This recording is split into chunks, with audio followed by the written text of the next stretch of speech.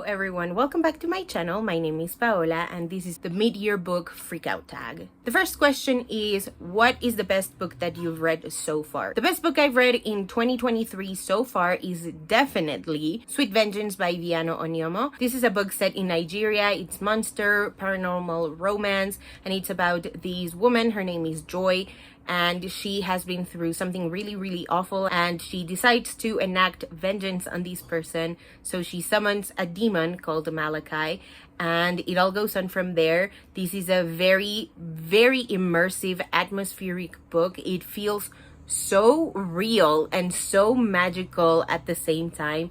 It is wild. I personally think this is perfect for people who are not really sure about monster romance. They've never tried it and they are not sure where to start.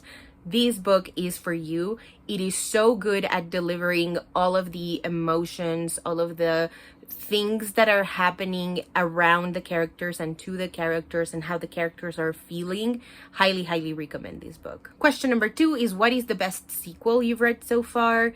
And I don't have a sequel. I haven't even read a companion book even these years. However, I did just start Three Dark Crowns by Kendar Blake, and it is reading so freaking good. It is a YA fantasy series about 3 queens who have to fight to the death to get the throne, and it is brutal. Like, I am 3 chapters in and I'm like, oh, this is gonna be a wild ride and I can't wait to carry on. Question number 3 is, what is a new release that you haven't read but want to? I have 5 answers for these. The first one is Making a Scene by Constance Wu. This is her memoir, and I started reading it like in the beginning of June, and then for some reason I dropped it. I have no idea why. The first couple of chapters were amazing, so I can't wait to pick it back up. Number 2 is You're Not Supposed to Die Tonight by Kaylin Bayron. This is a slasher YA horror, and I read The Vanquishers by Kaylin Bayron last year, and it was so freaking good. It is a vampire, it is middle grade horror, and all of the aspects of the creepiness, the spookiness were there. And I love slashers, so I cannot wait to get my hands on this one. Number 3 is Yellowface by R.F. Kuang. This is an adult contemporary novel about an Asian writer who passes away, and her quote-unquote friend, that term is doing a lot of work in these synopses, but it's about her friend, I think her name is June, and decides to pass off as Asian and take credit for her dead friend's work, pretty much. This has been at the top of my most anticipated releases, and I have the audiobook. Thank you to Libro FM. Shout out to Libro FM for making these audiobooks available to me. So I'm very pumped to read this one. I know it's a book that everybody and their mother has read and recommended, so I need to delve into this one. Number 4 is Heart Hunt Havoc by Freddy's Moon. This is, I think, horror, sentient haunted house, romance. Both of the main characters are non-binary, if I'm correct.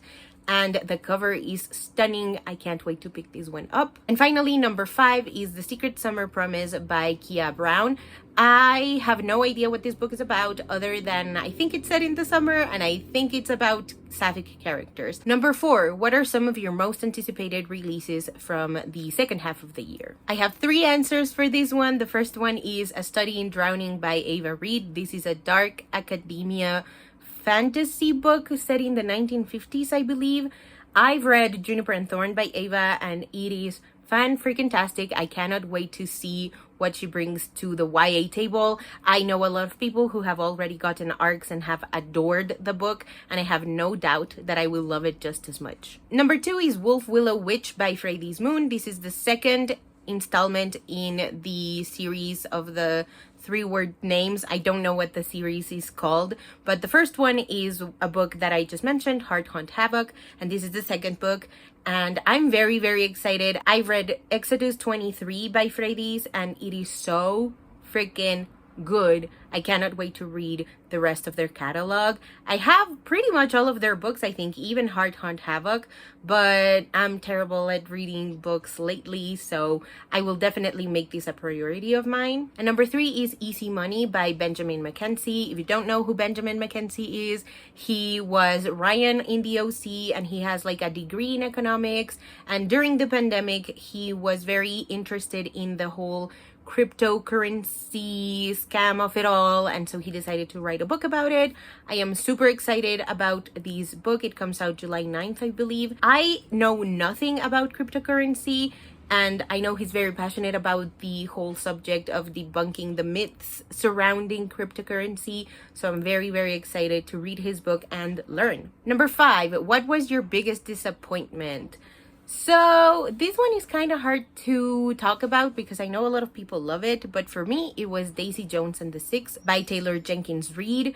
This is a historical fiction novel written in like oral history, and it's about a band called Daisy Jones and the Six, and it's about their rise and fall and all of the like trials and tribulations that a band goes through. It's basically Fleetwood Mac fanfic, and it just did nothing for me. Like, I loved Daisy as a character, but everything else was kind of bland to me. There was nothing really there for me to really like latch onto and fall in love with.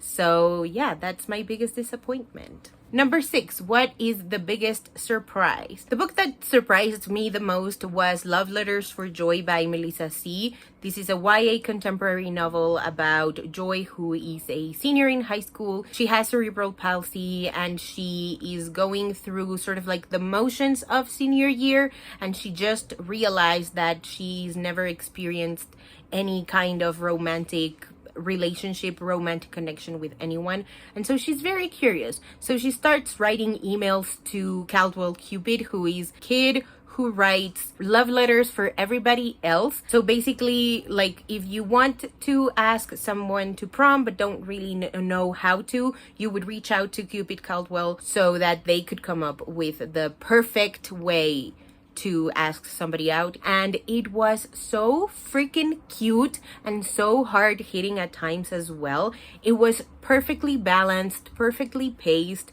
It was the most amazing love story that I've read in a really, really long time, especially in YA. Anybody who knows me knows how much I love and adore first love stories, and this one is perfect. Please go check it out if you haven't already. Number 7, who is your favorite new author? This could be a debut author or a new to you author. And for me, it is definitely Viano Onyomo. She wrote Sweet Vengeance. She's written a couple of other books like The Aurora Circus and Sweet Cupid or Bad Cupid. I think that's the name of it. I'll put the cover here. And I'm very excited to read the rest of her catalog. She writes queer stories, and she writes in like pretty much every genre. So I'm very, very excited to see what else is in her catalog and fall in love with her writing even more. Question number 8, who is your new fictional crush? Definitely Malachi from Sweet Vengeance.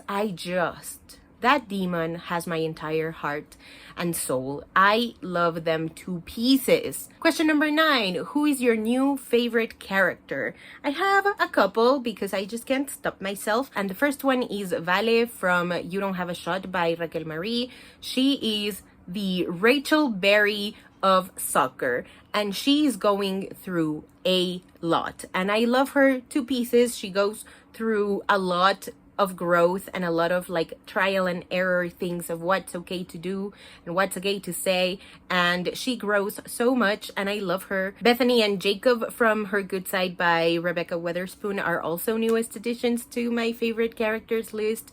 They are the cutest, most awkward, most amazing characters that I could have ever hoped to find, and this book was so freaking good. Please check it out. It's fake dating, first love, and it's about pretending to date so that you can get good at the real thing. Oh, it is perfect.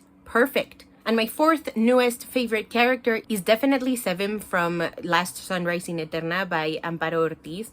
Oh my god, she's such a badass. I would say she's kind of like Vale from You Don't Have a Shot, but gothic and in a fantasy setting. She's amazing. I adore her to pieces. Please also go check out Last Sunrise in Eternite. Number 10, what's a book that made you cry? You Don't Have a Shot by Raquel Marie. This book has so much heart. I highly recommend that you read this one immediately, but do not read the last 2 chapters in public because you will tear up and you will be at a Starbucks crying and people will look at you funny because you're sniffling. Just saying. Question number 11 is, what is a book that made you happy? And I also have a couple of answers for this one. My first one is Crimes of Passion by Jack Harban. This was an Audible exclusive that is now available to purchase as an ebook. And it's about 2 true crime podcasters who have very different approaches to the craft, and they come together and they fall in love, and it's gay and it's amazing. Another book that made me very happy was Birthday Shot by Real C. Adams. This is a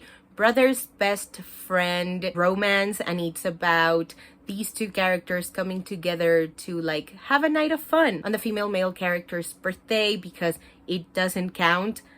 People have weird rules when it comes to sex, but you know what, let's roll with it. And it's about them falling in love and sort of facing the sort of honeymoon aspect of nobody pretty much knowing about their relationship and how they make it out and turn it into a real thing. It is Real C. Adams. She can do absolutely no wrong in my eyes.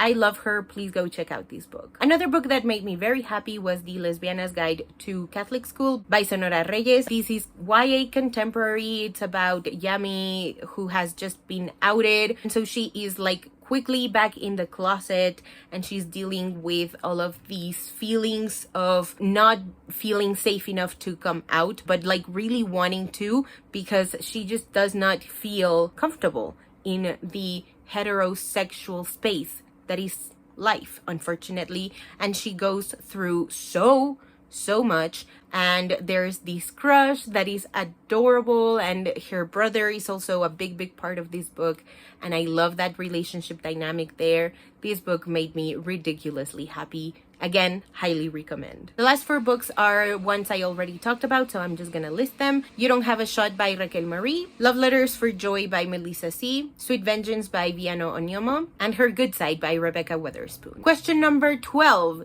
What is the most beautiful book that you've gotten? My answer for that has to be Ana Maria and the Fox by Liana de la Rosa. I don't have it with me right now. The color scheme is absolutely delightful. Like, it makes me so happy to see this book. Big shout out to Liana for giving this to me. I greatly appreciated. And finally, question number 13 is, what is a book you absolutely have to read before the year ends? So I have 3 different formats that I read books in: digital, audio, and physical, and I added 4 books each. So I don't want to talk about what all of these books are about because then the video will be ridiculously long.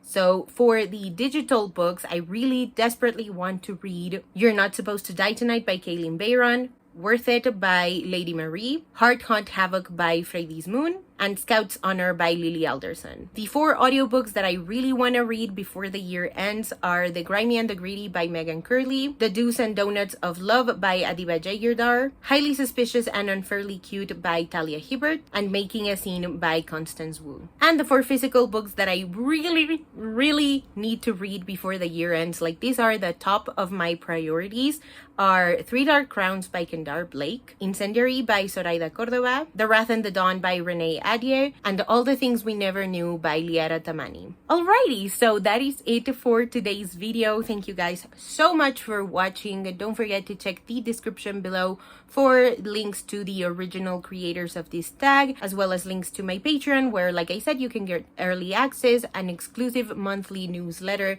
and special bonus content. Yeah, if you haven't already and you'd like to, go ahead and hit subscribe, and I'll see you in the next one. Bye!